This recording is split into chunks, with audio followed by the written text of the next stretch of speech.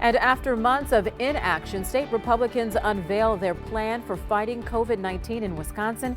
It stands to pit parents against teachers in a fight over money. The Republican plan would pay parents who've had their kids home for virtual learning. But teachers' unions call this shameful because it takes money away from school districts. New at 10, Ben Jordan explains why teachers see this as punishment for districts that decided to go virtual. Teachers in southeastern Wisconsin are already balking at this proposal because the paychecks to parents would come directly from money already given to school districts rather than the state.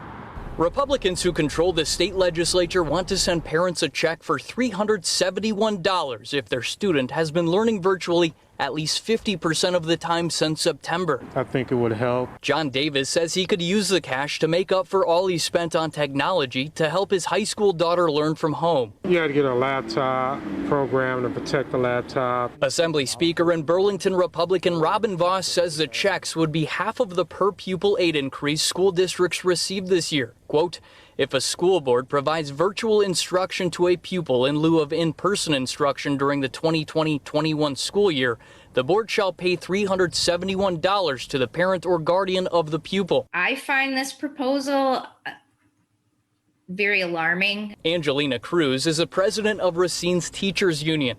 She says this proposal essentially takes money away from districts that has already been spent to help students and teachers who can't afford things like hotspots for Wi-Fi and laptops for virtual learning. It's grossly irresponsible of them to try to pit communities against their public schools. Cruz believes the proposal is an attempt to punish districts that have moved to virtual learning by putting parents and public schools at odds over money. Do you see their side of it, or do you think parents deserve that share?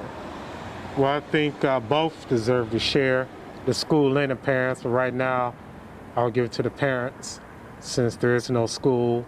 Governor Evers' staff says he is ready and willing to work together on a proposal that will pass both houses with bipartisan support. However, he expresses frustration after learning the state Senate doesn't plan to meet until January. Reporting on Milwaukee's east side, Ben Jordan, TMJ4 News. All right, Ben, thank you. The Assembly Republican plan would also establish a $100 million emergency fund.